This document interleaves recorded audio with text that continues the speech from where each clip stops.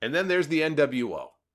Once DX went in this year and they started inducting factions, you had no choice but to include the NWO, the group that spurred 83 weeks of ratings dominance for WCW over the WWF and led to the biggest heel turn in the history of wrestling. Even to this day, there has been no bigger heel turn, not even Austin at WrestleMania X7, than Hulk Hogan turning heel and joining the NWO in 1996.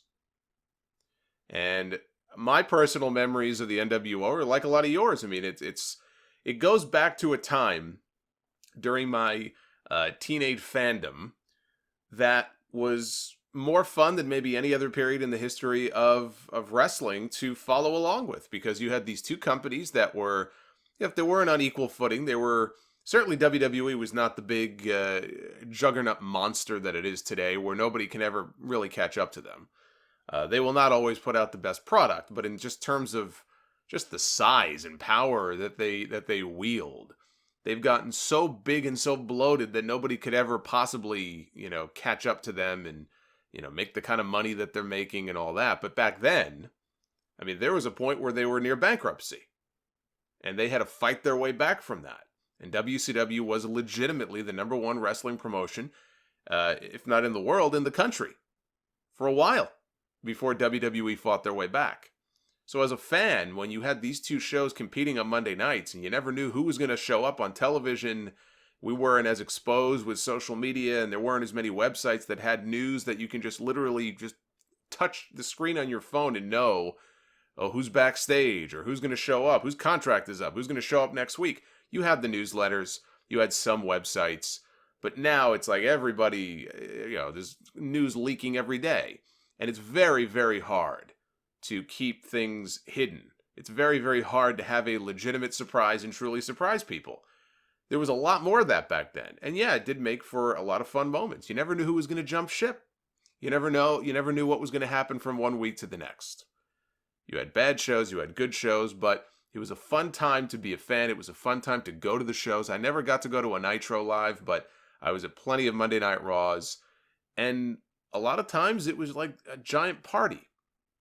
It's kind of hard, I think, in a way to describe if you're a newer fan that really just doesn't have any concept of this. You probably do, like if you were an old ECW fan and you would go to the ECW arena, to a lesser extent these days, if you were a Lucha Underground fan who went to the Temple, like they had their own, there is some promotions that just have that special vibe or atmosphere to it. I mean, maybe now even the NWA and what they're doing, if you get a ticket to go to one of their studio shows, they just, like the pay-per-view last night, it's just a different vibe. You know what I mean? But back then, it's hard to put into words. And the NWO had a lot to do with that. It was cool. And I was never a huge WCW fan, and I had to fight a lot of battles, when I would talk to friends who would say, "Oh, I can't believe you watched that WWF shit. Yeah, you got to watch, man, did you see what happened with the NWO last night?" And I'd say, yeah, whatever. And it was just this constant fighting of battles, which is kind of funny now to look back on it. But, my memories are all mostly positive from that period. The way they pulled off that whole invasion thing was brilliant. Now, they got sued for it, but Bischoff made a calculated move. He took a risk, and it paid off. But it didn't just pay off for him and WCW, even though WWF got their asses kicked for a long time. It turned out to be a good thing for them too. It put them back on their heels, it pushed them up against the wall, and it forced them. It forced them to make changes in the way that they booked their television show and in their just overall product. Not everybody liked those changes, and there were a lot of things they did that, looking back, are kind of embarrassing, but they did what they felt they had to do, and in the end, it paid off. They appealed to a certain audience, and teenagers loved what they were doing, and the DX stuff, and Austin with the attitude, flipping people off and drinking beer, and I know some people love the Undertaker ministry stuff, and you had these sympathetic characters like a Mankind. The Rock was just the cool guy that everybody wanted to chant along with all of his catchphrases, and even the mid-card guys at that time. Val Venus or the Godfather, D'Lo and his chest protector, Owen Hart, beating up Jason Sensate. There was always something even in the middle of the card going on, and all that stuff was just super over. So the NWO had a lot to do with that period of wrestling being as hot as it was.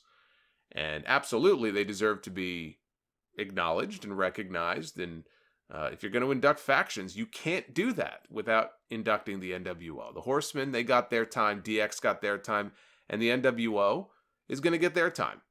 Now, all due respect to Sean Waltman, this should have been a three-man induction with the founding members, Hulk Hogan, Scott Hall, and Kevin Nash, going in. Waltman should not be a part of this. Especially having just gone into the Hall of Fame this year. To turn around and put him in again the next year, it just seems unnecessary. If they felt they wanted to have a fourth guy in there, then it should have been Eric Bischoff.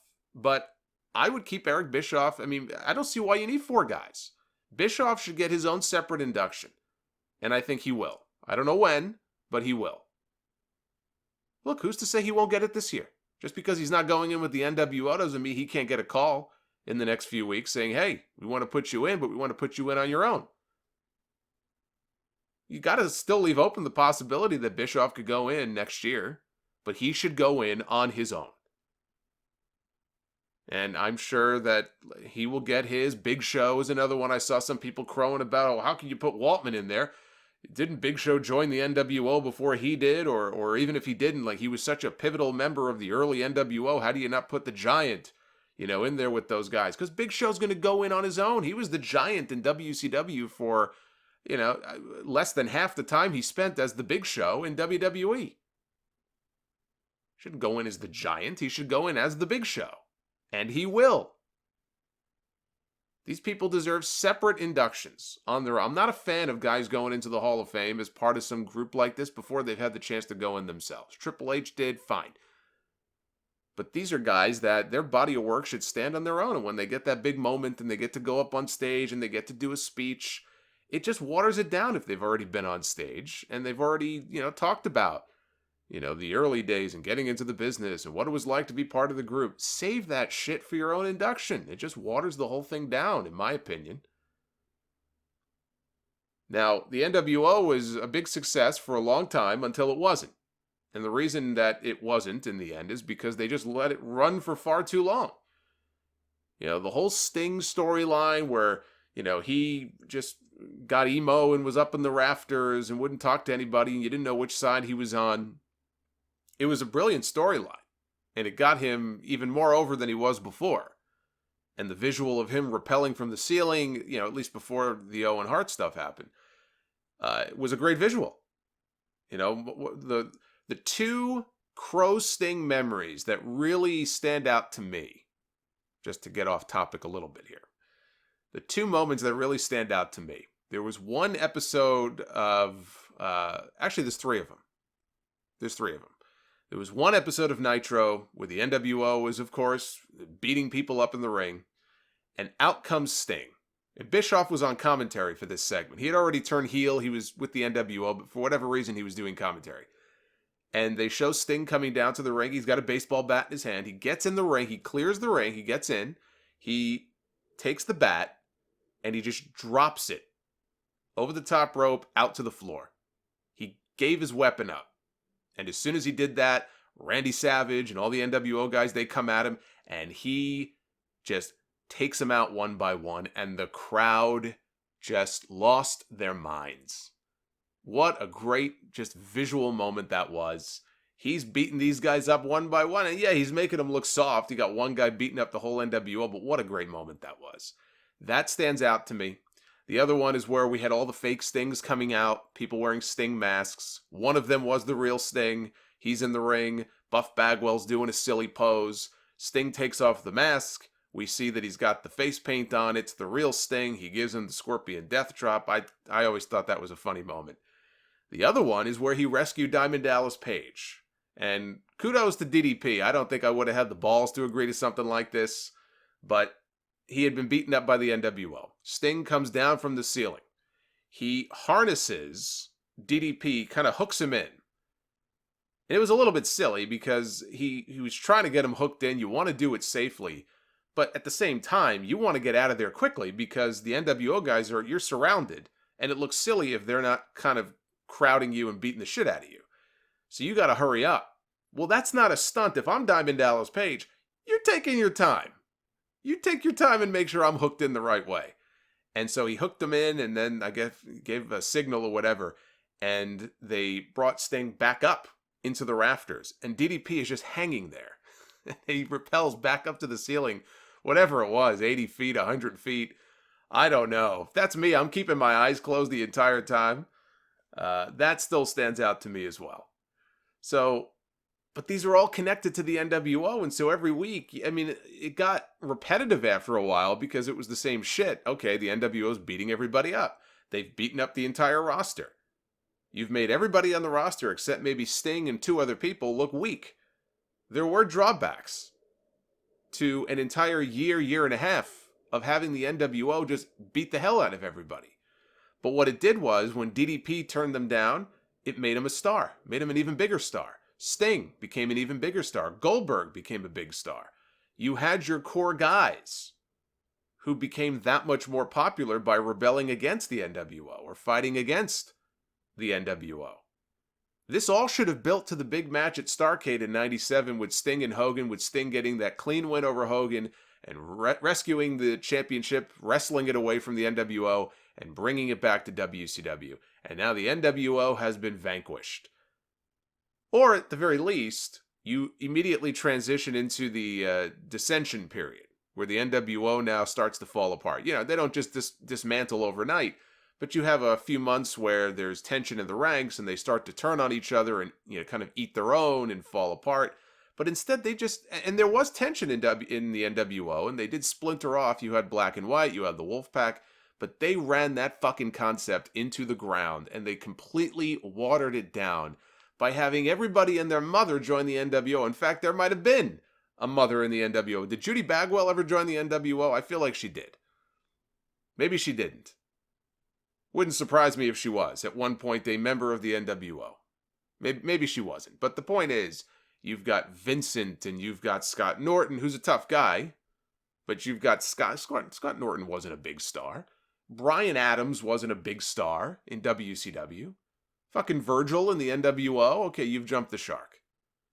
And that's what happened. They didn't know when to quit. They had something that worked. They didn't want to let it go. I'm sure politics were involved, given the people involved. And so it's sad that as much as the NWO helped WCW, it also hurt them a lot in the end too, and was one of the many factors that probably in the end led to the downfall of the entire company, because they just did not know when to give up the ghost on this. But you can't deny the legacy that group had. Now, as far as, you know, who inducts the NWO, Bischoff would be the name that would make the most sense. The other option I would throw out there is Sting, because Sting was not only their biggest rival, but he eventually became a member. He eventually joined them, and he joined the NWO Wolfpack. So he has this weird distinction of being easily the biggest rival of the group, but then he actually joined them. So I think Sting would be a worthy choice as well. But yeah, Bischoff, if he's not going in with them, then I think, and Bischoff claims he has not gotten any kind of phone call or anything yet. There's still time. It's only December. But Bischoff would be the one who makes the most sense to go in.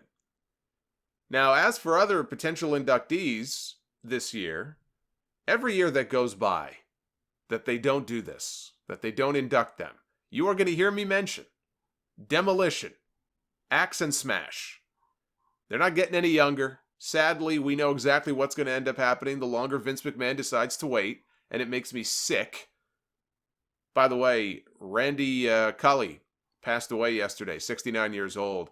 He was Moondog Rex in WWE, but also Smash in the original incarnation, the original version of Demolition that debuted in 1987. Now, one story is that Randy came up with the idea himself for the Demolition team, and then he suggested Bill Eadie for the role of Axe.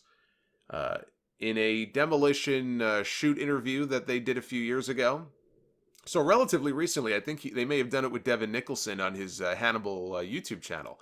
And he's got a ton of great shoot interviews up there. He did one with Demolition in the last few years.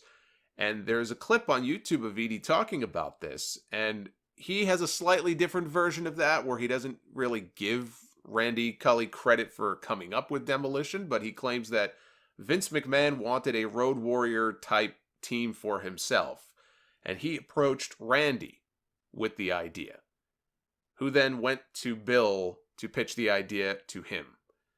And then the two of them collaborated on the idea for many weeks. They came up with the look of Demolition. They borrowed, he said, from the Mel Gibson movies. I assume by that he means the Mad Max movies, as far as the look and the gear and the boots and the masks and all that kind of stuff. And then they went and they presented it to Vince McMahon. So he may or may not have actually come up with the idea for Demolition on his own. The problem was, even though he had shaved his beard and he wore face paint, he was getting chants of Moondog Rex from fans in his very first, the very first televised appearance. It did air on TV. It was on an episode of Superstars when Demolition first debuted. The face paint was more red. It was a little bit different. He was getting Moondog Rex chants. And then it happened again the next night.